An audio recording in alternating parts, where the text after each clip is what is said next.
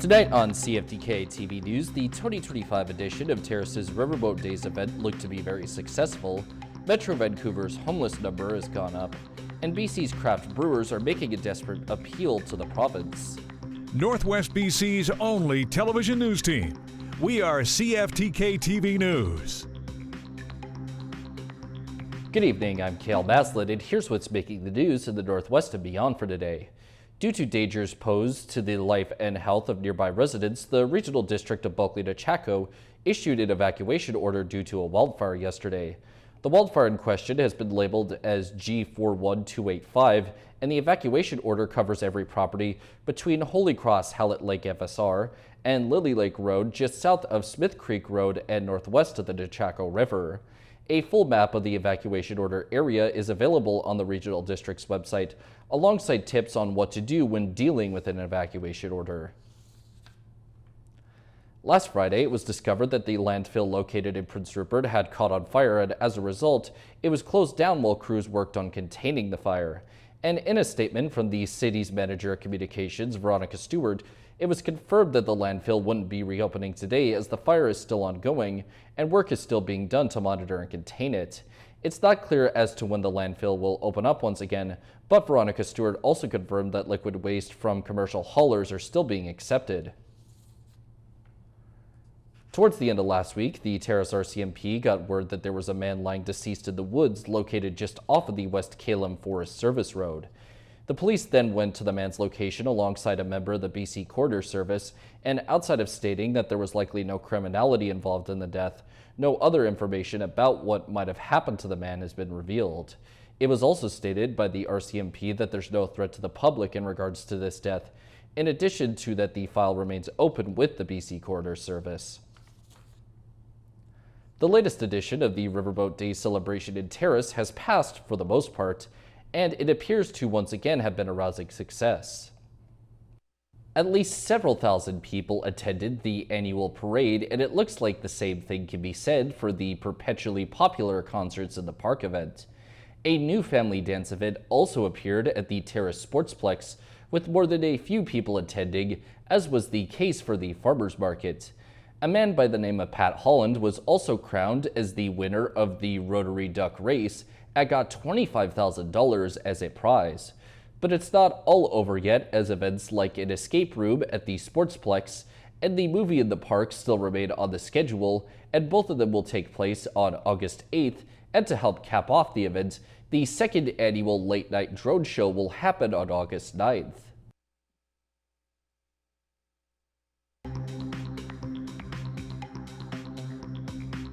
Coming up next, we're learning more about a new specialized RCMP unit. Welcome back. CTV News was first to report that a new specialized unit was being formed to crack down on human trafficking, and now we're learning more about how it will operate. The RCMP and BC government have joined forces, and the dedicated team is now active. CTV's Ben Nesbitt has the details. Often hiding in plain sight, human trafficking is happening in all corners of British Columbia, a crime officials say is grossly underreported. It is challenging to investigate, difficult to prosecute, and the victims are often not receiving the supports they need. That's why the province is giving the BC RCMP $230 million to support its new specialized unit aimed at prosecuting traffickers and helping victims. The 12-person unit will conduct investigations through intelligence gathering, as well as assisting police forces across the province on cases of their own. While human trafficking is wide-ranging, the priority for this unit will be investigations involving vulnerable people.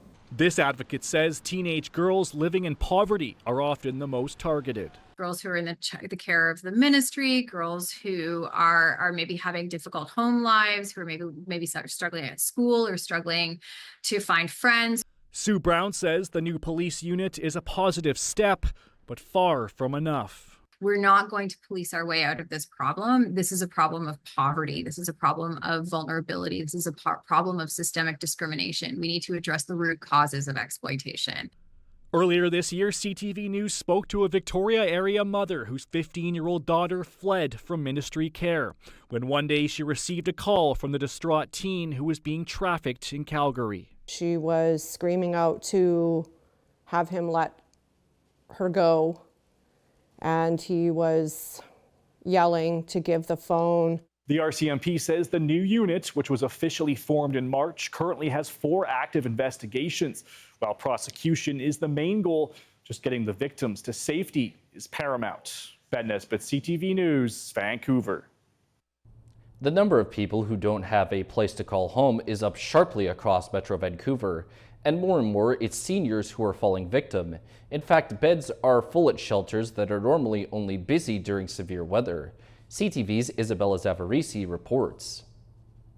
Okay, so we have a pillow, blanket for folks that are cleaned every day. We have sheets. This shelter on the downtown east side can't keep up with the demand. Our shelters are full every night of the year now. This is not just a fall and winter concern. This is a year-round crisis of housing. A crisis as the issue is only getting worse. The latest count conducted in March finds homelessness has risen 9% over the last 2 years across Metro Vancouver, from 4,821 to 5,232. And the last count wasn't done that long ago, so you start to see a very disturbing pattern and trend.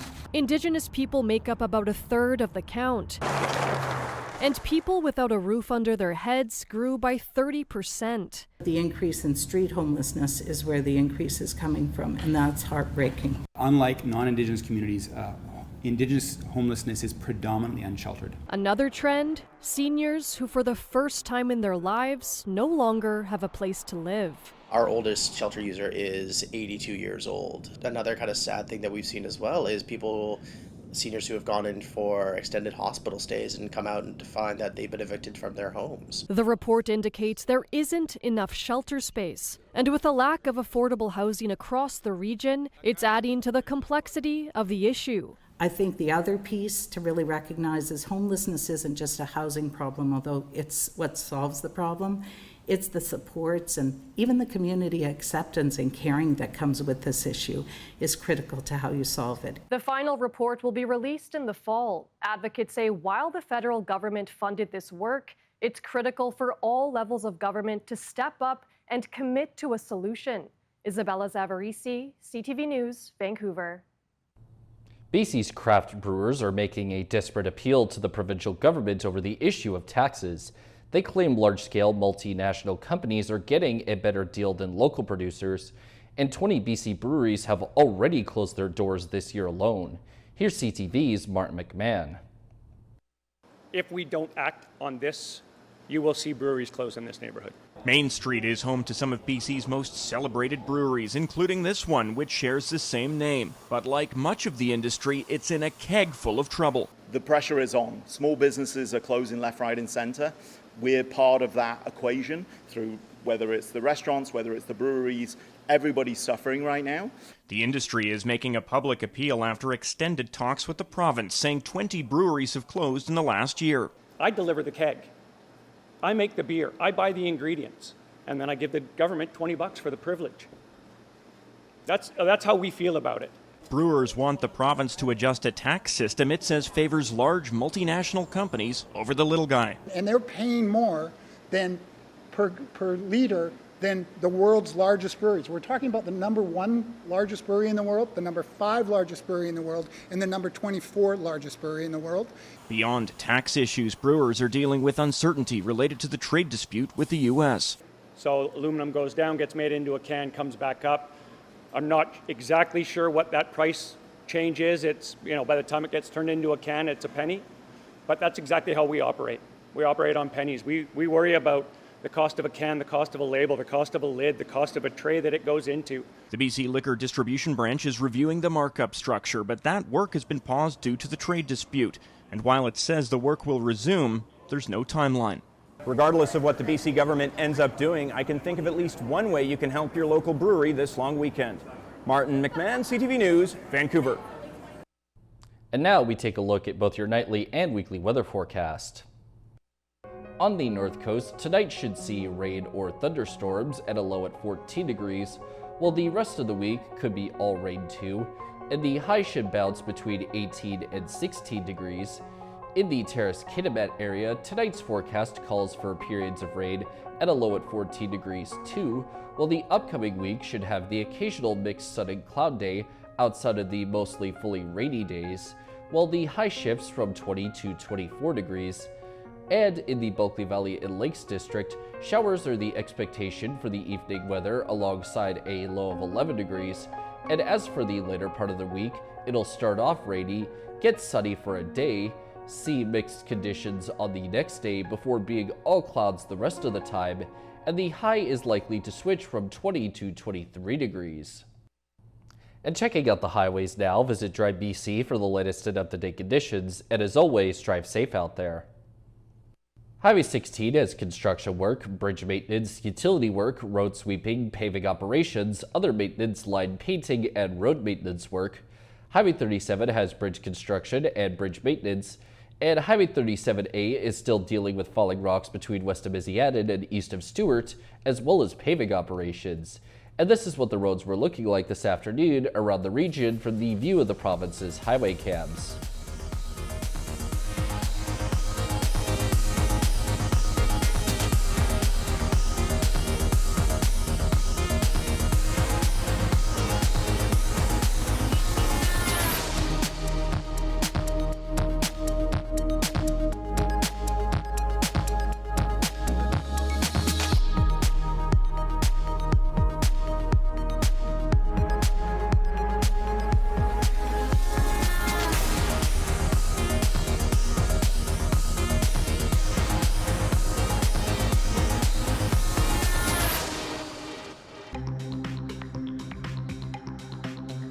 Still to come is a look at the odd case of the oldest baby ever to be born.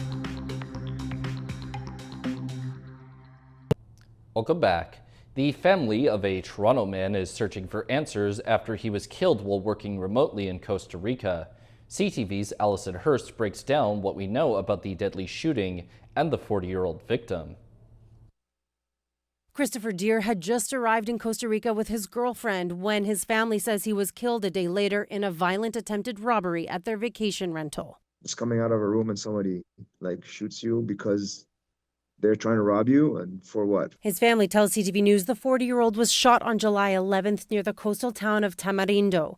A member of the Costa Rica Organism of Judiciary Investigation says in an email they cannot provide further details because the case is under investigation. Global Affairs says it is aware of the death of a Canadian citizen in Tamarindo, Costa Rica. We express our sincere condolences to the family and friends. Consular officials are in contact with local authorities to gather more information. Deere's brother says in a statement, Chris was a seeker, driven by an insatiable curiosity about the deeper questions of life. He was passionate about philosophy and applied his studies to nurturing his relationships with vast people from all walks of life that he was involved with. And that he was very close to his family and friends. He had a great sense of humor and a smile that would light up a room. We are all in shock that such a loving and generous soul lost his life in such a tragic and senseless way. Deere was a life coach who was able to work remotely and had plans to stay in Costa Rica for up to 6 months. He was also a blue belt in jiu-jitsu with aspirations to earn his black belt. If he, still was with us, he would for sure get that rank. He had the strength and the determination to go there, and he told me one day I want to become a black belt. So that's why it was important. Greg King was Deere's coach, and he honored him in a ceremony yesterday, awarding him that black belt posthumously.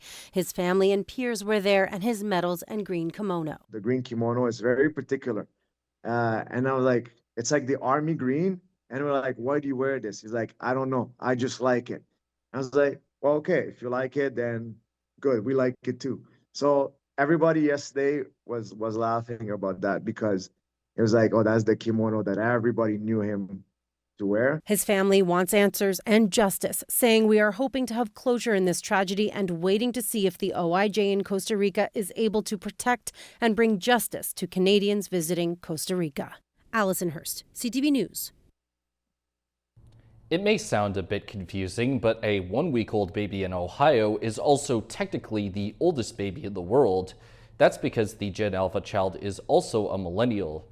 ABC's Andrea Fuji has the bizarre explanation.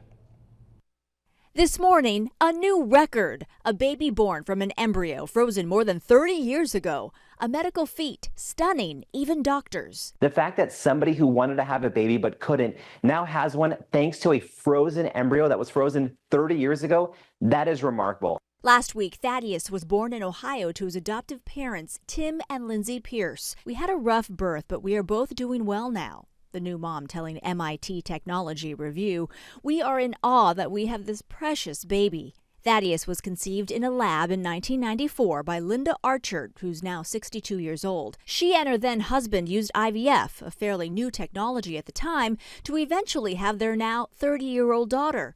But they froze 3 other unused embryos. Years later, faced with the decision of what to do with those embryos, Archer learned about a Christian embryo adoption agency in which donors have a say in whom can receive the embryos. The Pierces were a perfect match. Doctors say implanting older embryos is not necessarily riskier. If these eggs are frozen properly and they are thawed and past screening, they can be just as healthy as an embryo created today. The Pierces, in their 30s, had been trying for 7 years to have a baby. They were barely 5 years old when their now son's embryo was frozen. The new mom saying, "We didn't go into it thinking we would break any records. We just wanted to have a baby." About 1 million frozen embryos are estimated to be in storage in the U.S., leaving the ethical question of what to do with them all. Such as the future fate of the embryo. Who possibly owns them? Is there a time limit? All of these are important ethical considerations. Baby Thaddeus' biological mom says he looks just like his 30-year-old sister did when she was a baby, and she hopes to meet him one day. Andrea Fujii, ABC News, New York. Now to the controversy over the latest issue of Vogue, which includes a clothing ad that uses AI models. Some longtime readers are canceling their subscriptions and even calling for a boycott. ABC's Stephanie Ramos has more. Take a wild guess. Is this a real model or AI? This morning, these images from Guess's latest ad campaign sparking controversy across the fashion world after the clothing brand featured AI-generated models. Some of the images even appearing in Vogue. The fact that they are using fake women in their magazines, speechless. This doesn't make me want to buy anything. We want to look at real people in magazines. All of these models are going to be out of work. All of these photographers are going to be out of work. London-based AI marketing agency Seraphine Valora was behind the creation of the AI models, whose names are Vivian and Anastasia. They say they're not in the business of replacing the modeling industry. We are here to coexist together, and we will always see photography, stylists, and everyone involved in a photo shoot as an incredibly important, the heart of fashion is photography. We will never challenge that.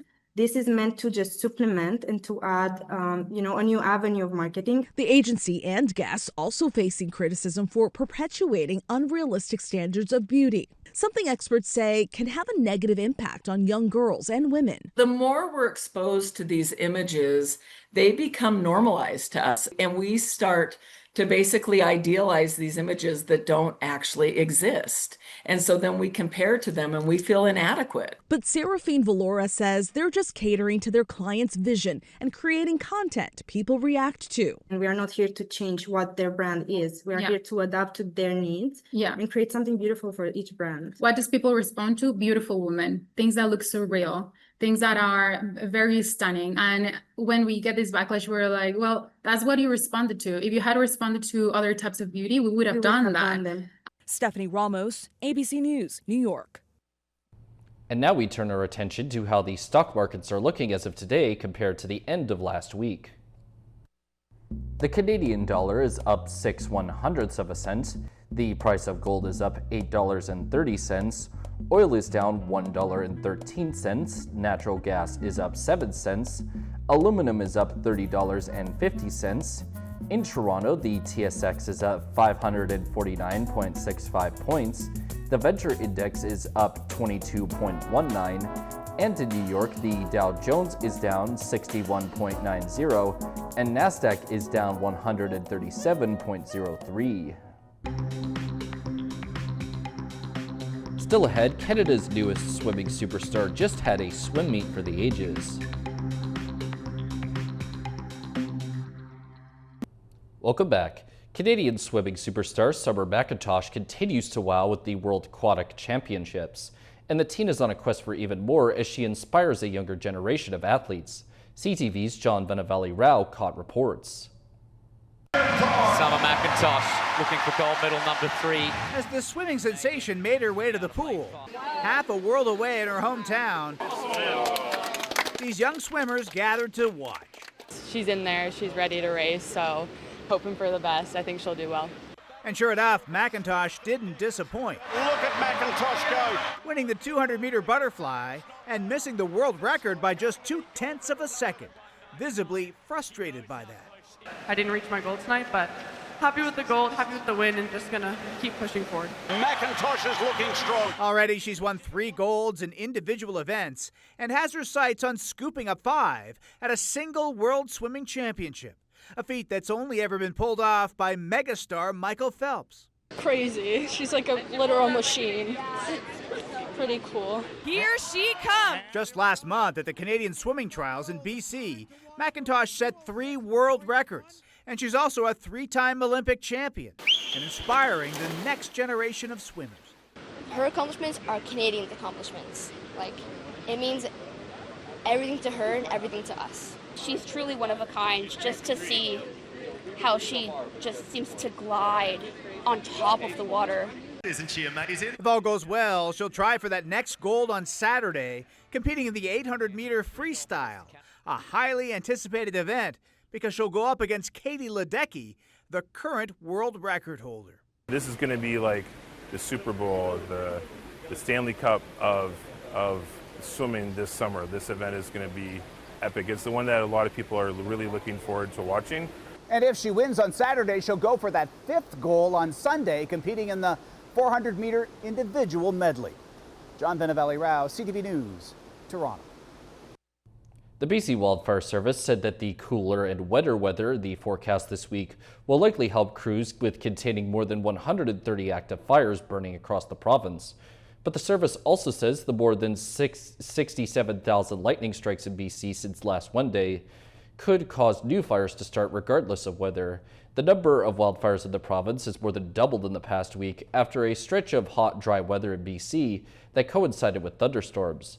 The province's only wildfire of note as of this morning is the Wesley Ridge blaze near Cameron Lake on Vancouver Island, last measured in at about 5 square kilometers in size with almost 400 homes nearby under an evacuation order. That's all of our news for now. From everyone here at CFTK-TV News, I'm Cael Maslin, and thanks for watching. And now we'll leave you with a look at more of the highlights of the Riverboat Days event.